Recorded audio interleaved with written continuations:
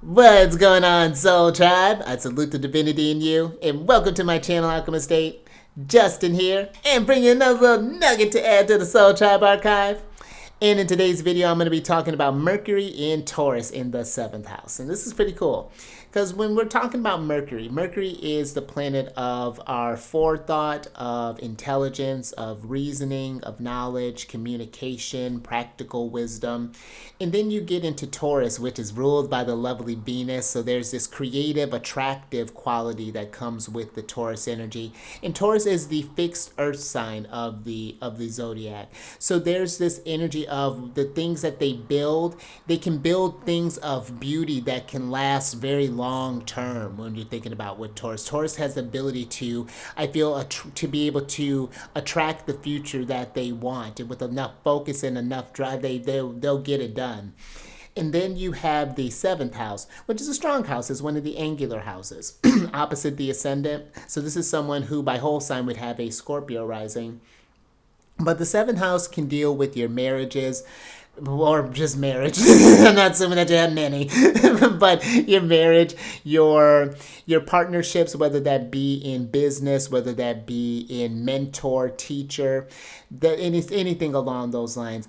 And it can even signify, if I remember correctly, in traditional astrology, can be towards like represent like the end of life as well. Because I mean, you keep in mind how your life's going to end is if you marry well or not for both parties. So, but with this placement, just without knowing the aspect or any other placements or anything, this is a strong placement for. I can see this as someone who could potentially attract themselves a very successful marriage, have themselves a very beautiful marriage. You'd have to again see what's going on with Venus, see what she's doing.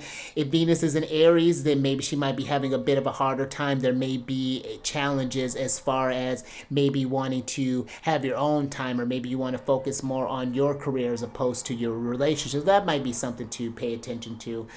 But otherwise, I could see this as something where you can build even long lasting, if you're someone who works in any sort of business. Maybe you happen to sell some sort of thing. Maybe you have some sort of gift, some sort of trade. Well, of course you have a gift. You have some, maybe you're a musician, or maybe you're an artist, or maybe you're a writer, maybe you're a mechanic, maybe you're this, whatever this is, you could build relationships and potentially build ones that have some long lasting rapport. You wouldn't necessarily need to have like 1 million subscribers.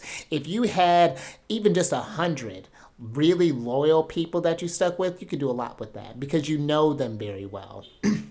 And so that would be something to be mindful of, the relationships that you invest in.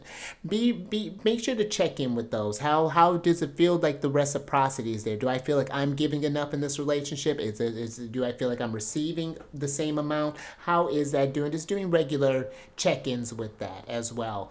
I would be mindful, being that you do have, or that you would have a Scorpio rising by whole sign.